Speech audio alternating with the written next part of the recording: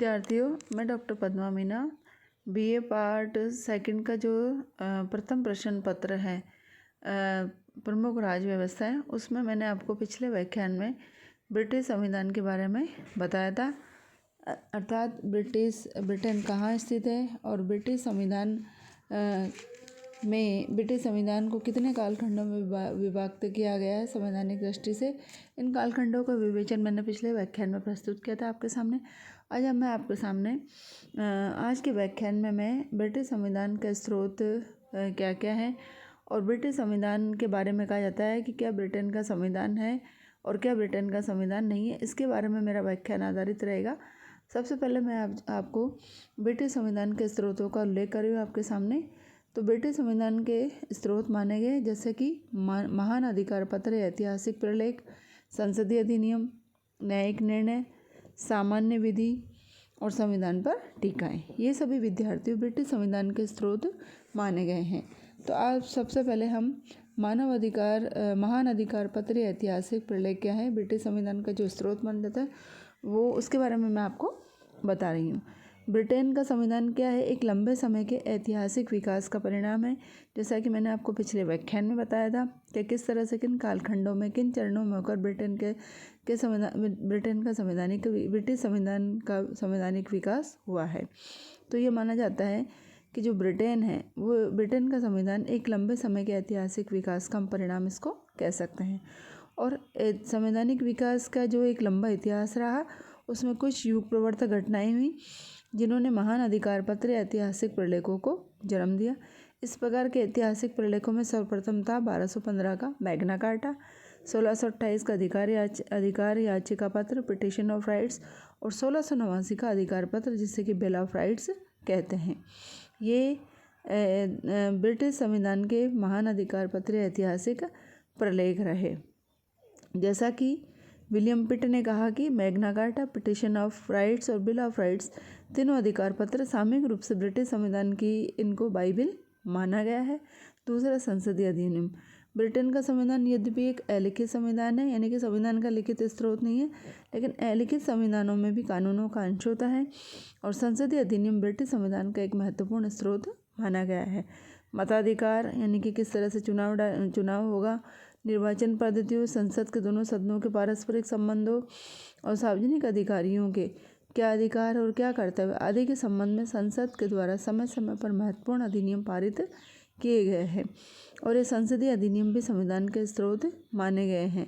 संसदीय अधिनियमों और परिनियमों में निम्नलिखित प्रमुख है, जैसे कि हैबियस कार्पस एक्ट 1679, बंदी प्रत्यक्षीकरण अधिनियम, व्यवस्था अधिनियम 1970, स्कॉटलैंड के मिलने का अधिनियम 1737 और 1832, 1867, 1884 के सुधार अधिनियम, जनप्रतिनिधि अधिनियम 1918 और वेस्टमिंस्टर अधिनियम 1931, राजमुकुट के मंत्रियों का अधिनियम 1937 जिसे minister of the crown act 1937 कहा जाता है। ये सभी ब्रिटिश संविधान के संसदीय अधिनियम के रूप में स्रोत हैं।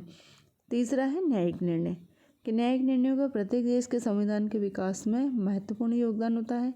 ब्रिटिश संविधान में यद्यपि अमेरिकी संविधान की भांति न्यायिक पुनरावलोकन, जुडिशियल रिव्यू की व्यवस्था नहीं है, लेकिन न्यायालय ने संविधान के विकास में पर्याप्त योगदान दिया है।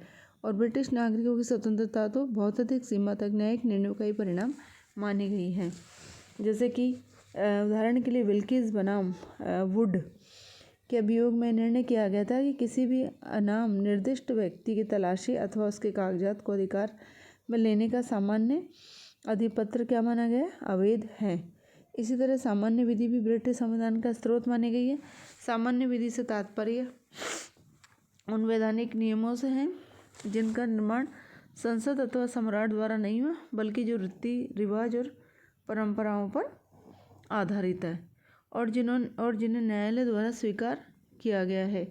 अर्थात हम कह सकते हैं एक पंक्ति एक लाइन में कि न्यायालय द्वारा स्वीकृत रीति रिवाज और परंपराएं ही सामान्य विधि है। ब्रिटिश नागरिकों के मूल अधिकार व स्वतंत्रता सामान्य विधि पर आधारित है।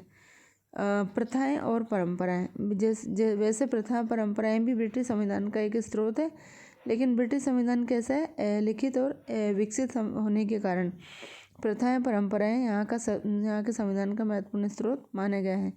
ब्रिटिश संविधान की अनेक महत्वपूर्ण बातें विशेष रूप से संसदीय व्यवस्था पूर्णतः प्रथाओं परंपराओं पर आधारित है। जैसे कि उदाहरण के लिए सम्राट जॉर्ज प्रथम अंग्रेजी भाषा से परिचित नहीं थे, इसलिए उनके द्वारा मंत्रिमंडल की बैठकों की अध्यक्षता करना बंद कर दिया गया था और तभी से परंपरा स्थापित हो गई कि सम्राट मंत्रिमंडल की बैठकों की अध्यक्षता नहीं करेगा। इसी प्रकार प्रथम प्रधानमंत्री सर रॉबर्ट वॉलपोल के समय से परंपरा स्थापित हुई है कि लोक सदन में बहुमत दल का नेता ही प्रधानमंत्री बनेगा और लोक सदन में बहुमत का विश्वास खो देने पर वह अपना त्यागपत्र दे देगा। इसी प्रकार की अनेक परंपराएं हैं जिन पर ब्रिटिश संविधान आधारित है। अब है संविधान पर टीकाएं। ब्रिटिश संविधान का स्रोत संविधान पर टीकाएं भी मानी गई हैं। संविधान पे जो टीकाएं लिखी गई है वो भी संविधान का एक स्रोत मानी जाती है, क्योंकि कोई महत्वपूर्ण संवैधानिक समस्या उपस्थित होने पर संसद, न्यायालय और सभी संपर्क पक्ष इन टीकाओं का ही आश्रय लेते हैं। ब्रिटिश संविधान और शासन व्यवस्था पर लिखे गए कुछ अधिक प्रमुख ग्रंथ जिन्होंने इसकी ब्रिटेन की संविधान और शासन व्यवस्था को समझने में सहायता मिली है वो है डाइसी का ग्रंथ जिसका नाम है लॉ ऑफ द कॉन्स्टिट्यूशंस, बेजोर्ड का इंग्लिश संविधान और सर अस्क्रीन मे की पुस्तक संसदीय कार्य पद्धति और चलन और एंसन का law and custom of the constitution आदि संविधान पर लिखी गई महत्वपूर्ण टीकाएं हैं जो कि ब्रिटिश संविधान का स्रोत मानी गई है।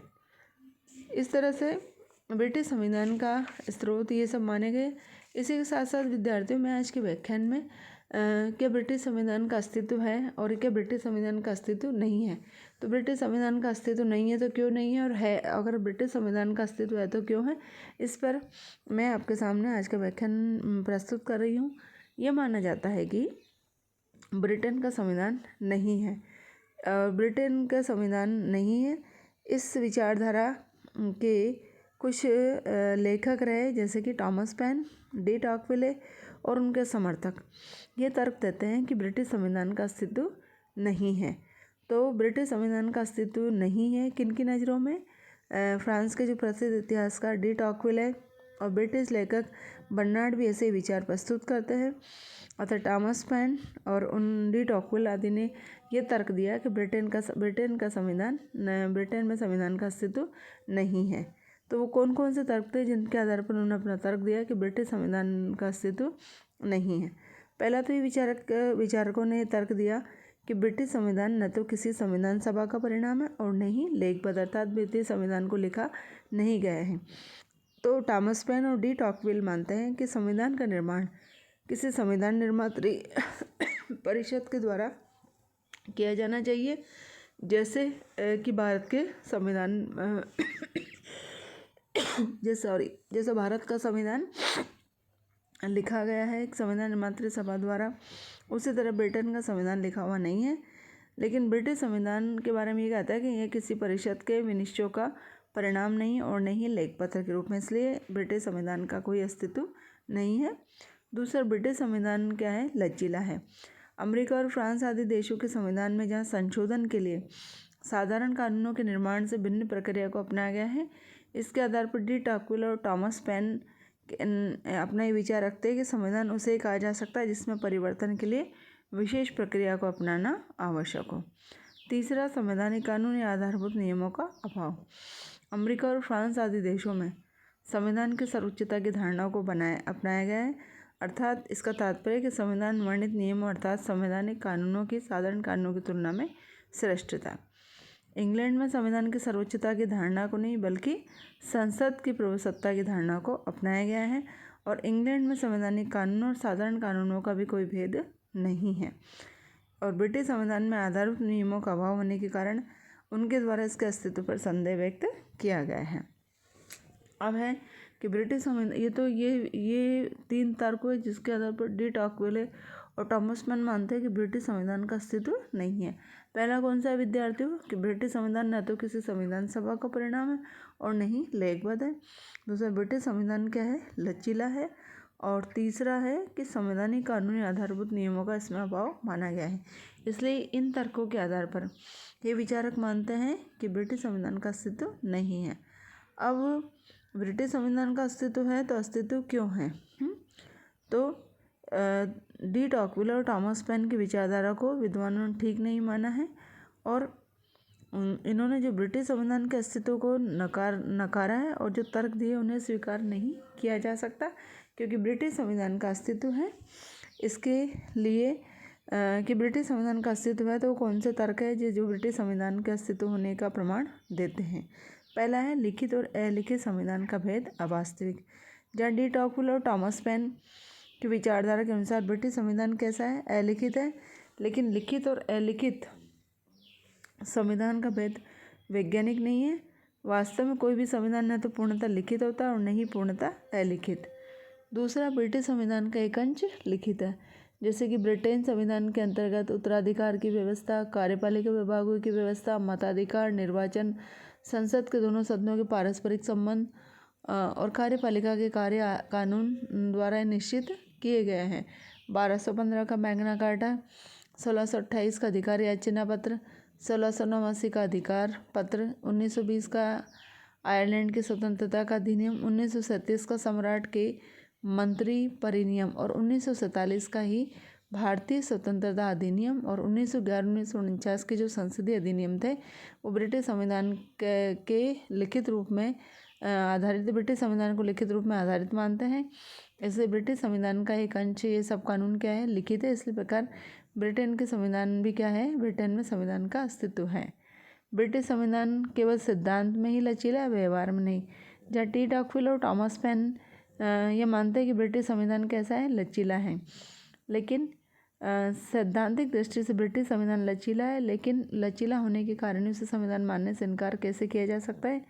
यदि डी टॉकविल और टॉमस पेन का तर्क सही होता तो फिर राजनीति विज्ञान की पुस्तकों में परिवर्तनशीलता के आधार पर संविधान के दो भेद, लचीला संविधान और कठोर संविधान, नहीं बनाए जाते।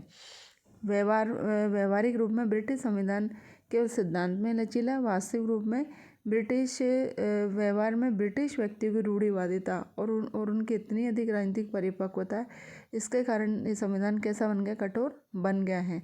और ब्रिटेन में ऐसी व्यवस्था मानी गई कि शासन व्यवस्था में यदि महत्वपूर्ण परिवर्तन करना हो तो कार्य चुनाव के समय जनता से स्पष्ट आदेश प्राप्त करने के बाद ही किया जाएगा। फिर चौथा है ब्रिटिश संविधान में आधारभूत नियम है। ये कहना भी गलत है कि ब्रिटिश संविधान में आधारभूत नियम नहीं है। Magna carta, petition of rights और बिल ऑफ राइट्स को इस प्रकार के आधारभूत नियम ही कहा जा सकता है। तो इस प्रकार हम कह सकते हैं कि ब्रिटिश संविधान का अस्तित्व है, इसलिए ब्रिटिश संविधान के अस्तित्व पर कोई संदेह नहीं किया जा सकता। ओग और जिंक के शब्दों में हम कह सकते हैं कि ये निश्चित है कि पेन और डी टॉकविल के समय से काफ़ी पहले इंग्लैंड में संविधान था, ऐसा संविधान जिसकी सत्ता के प्रति ब्रिटिश जाति कैसी थी, सचेत थी और उसके इतिहास पर गर्व करती थी। इसलिए हम कह सकते हैं कि ब्रिटेन में संविधान का अस्तित्व है। धन्यवाद।